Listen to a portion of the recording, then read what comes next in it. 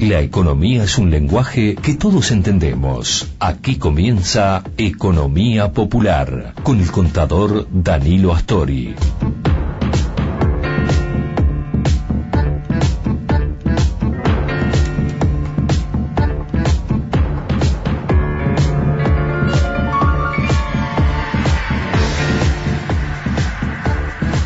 Buenas tardes, queridos amigos. Una vez más junto a ustedes para seguir analizando temas económicos que nos interesan a todos, dada la importancia de esta actividad en la vida de nuestros países, de nuestras sociedades. El tema que venimos desarrollando es un tema que ha estado permanentemente en nuestra atención durante las últimas décadas, diría yo. Me refiero a la deuda. Deuda que llamamos deuda pública y ya no tanto deuda externa, porque gran parte de esa deuda pública, al menos en algunos países como el nuestro, se ha contraído con compatriotas, con residentes en el Uruguay. Por lo tanto, el analizar el tema de la deuda solamente con los acreedores del exterior nos plantearía un enfoque, una aproximación absolutamente incompleta. La deuda, examinada en los términos correctos, tiene que ser la deuda pública, o sea, todo lo que debe el Estado, en este caso el Estado uruguayo, que es el que nos importa. Hemos definido conceptos fundamentales, ustedes los recordarán: concepto de deuda bruta, concepto de deuda neta. La primera simplemente consistiendo en la suma de todos los endeudamientos que tiene un país. La segunda, esto es la deuda neta, que consiste en deducir de la deuda bruta las reservas que ha acumulado un país en diferentes monedas, ¿verdad? Por lo tanto, la deuda bruta menos esas reservas nos permite llegar a la deuda neta, que en definitiva tenemos siempre que vincular con la producción del país para tener una idea ya no solo absoluta, sino relativa de la importancia. Por cada peso que producimos, ¿cuánto debemos? Esa es la pregunta, y la pregunta que importa contestar. También señalamos que importa mucho tener en cuenta las condiciones de contrapartida de esa deuda, porque muchas veces nuestros países han solicitado préstamos a bancos, a organismos internacionales, y para prestarnos nos han puesto condiciones importantes que han de alguna manera impactado significativamente precisamente en el desempeño económico en su conjunto y en la vida de la gente, en definitiva. Importa saber también los plazos de esa deuda y, por supuesto, importa y mucho saber en qué moneda está expresada, en qué moneda se contrajo esa deuda, porque no es lo mismo deber en la moneda que uno controla, porque es la moneda de su país, como ocurre ahora en el Uruguay, y ya lo veremos, ya tendremos oportunidad de verlo con detalle. Hay una gran parte de nuestra deuda que en este momento se tiene con compatriotas y está expresada en pesos uruguayos. Y otra cosa muy diferente es deber en una moneda que no controlamos, en una moneda que emite otro país. Por ejemplo, en la moneda dominante en esta parte del mundo, que es el dólar. Uruguay tiene, obviamente, también una parte importante de su deuda expresada, denominada, como se suele decir en la práctica, en moneda estadounidense.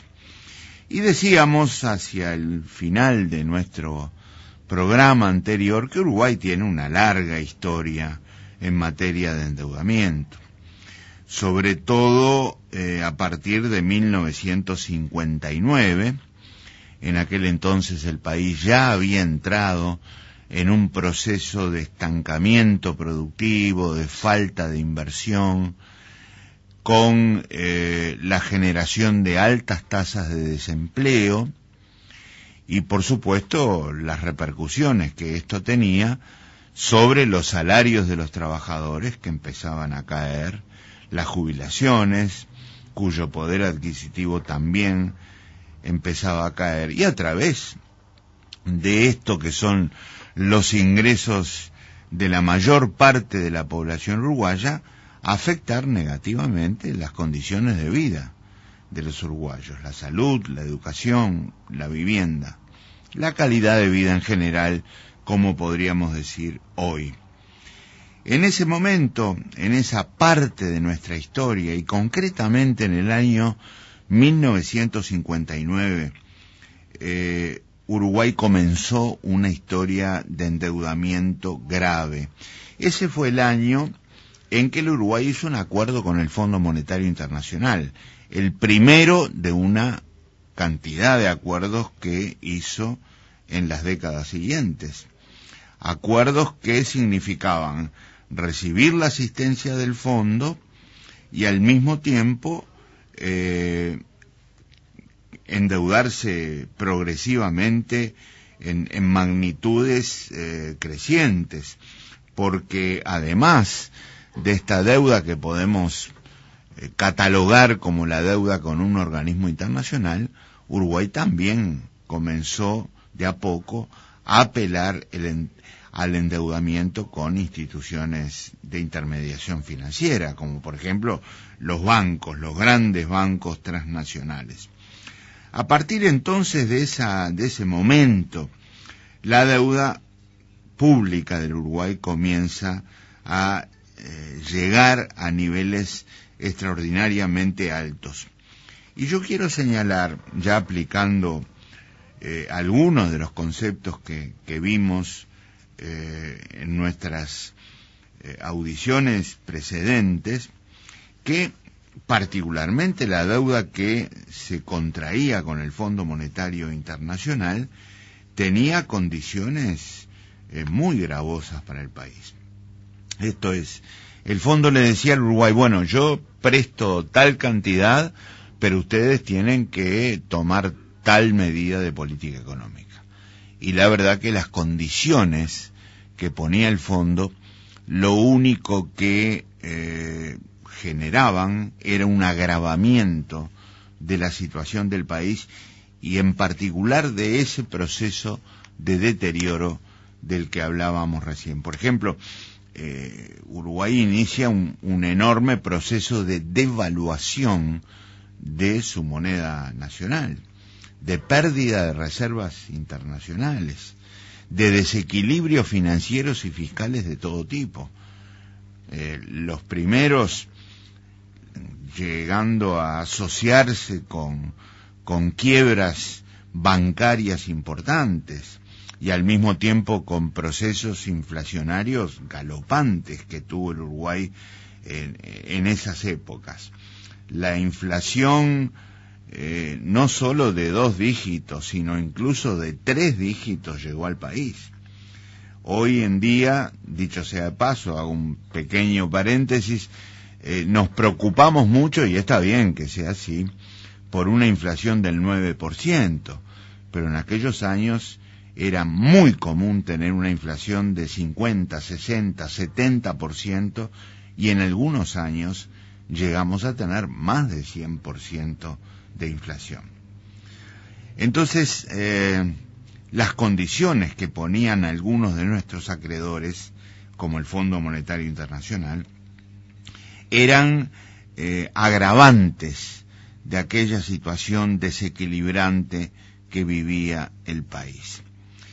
Y esto obviamente se mantuvo durante mucho tiempo en el Uruguay y nos llevó a ocupar el triste segundo lugar en el mundo en materia de endeudamiento con el Fondo Monetario Internacional en el año 2004. Cuando yo digo el segundo lugar en el mundo, estoy aplicando algún concepto que ya compartimos también. Por ejemplo, la proporción de deuda con referencia al producto. No tendría ningún sentido que yo comparara la deuda del Uruguay en términos absolutos con la deuda de los Estados Unidos o con la deuda de de Italia, de Francia, de España. Tenemos que comparar porcentajes. ¿Cuánto debemos por cada peso que producimos? Y si hacíamos esa cuenta, y al mismo tiempo teníamos en consideración la participación del Uruguay en el propio Fondo Monetario Internacional como país asociado, que lo seguimos siendo, a esta organización internacional, llegábamos a la conclusión que, en términos de importancia relativa, Uruguay era el segundo deudor más importante del mundo. El primero, en el año 2004, que es el año al cual nos estamos refiriendo en este momento, era Turquía. Y así comenzaron los gobiernos del Frente Amplio, en marzo de 2005, recibiendo esta herencia, la herencia del segundo deudor más importante del mundo con el Fondo Monetario Internacional, y lo que es más grave, con vencimientos muy exigentes. Uruguay quería, como quiso antes, ser un cumplidor honesto de su deuda, honesto en el sentido de respetar las reglas de juego, mantener el prestigio que aún en condiciones difíciles Uruguay supo mantener para pagar esos compromisos.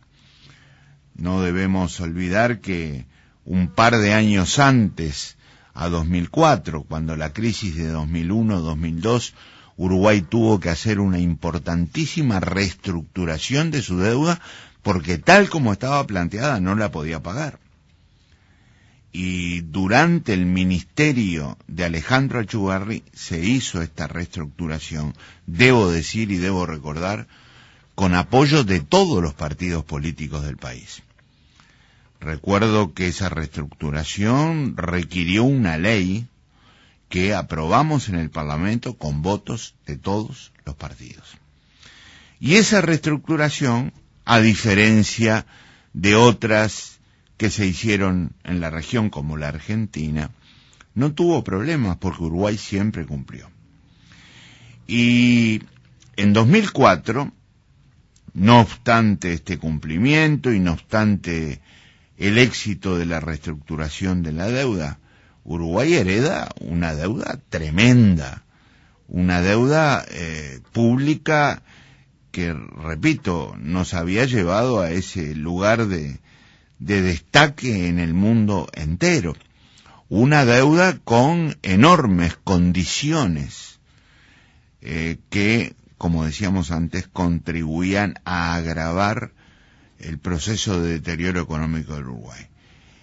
Y retomo algo que acabo de decir y que no podemos perder de vista, con vencimientos muy próximos al momento en el que el Frente Amplio asumía el gobierno el 1 de marzo de 2005.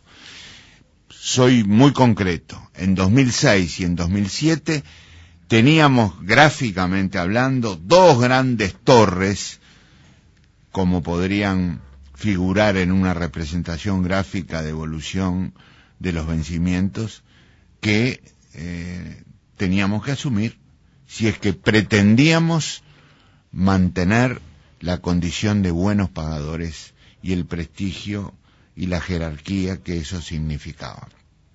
¿Qué hicimos? Esto es lo que vamos a ver al comienzo de nuestro próximo encuentro. ¿Cómo encaramos esta verdadera emergencia nacional? Porque no solo se trataba de una deuda muy alta, se trataba al mismo tiempo de una deuda que tenía vencimientos muy próximos y, desde ya les adelanto, en un país que estaba muy castigado económicamente y no tenía los recursos necesarios para responder a esos vencimientos tan importantes de los que estamos hablando. Queridos amigos, comenzaremos la próxima semana comentando lo que hizo aquel primer gobierno del Frente Amplio y luego cómo siguió evolucionando el tema hasta nuestros días. Hasta la próxima. Esto fue Economía Popular con el contador Danilo Astori. Los esperamos el próximo miércoles de 13:15 a 13:30 horas aquí en Radio Oriental.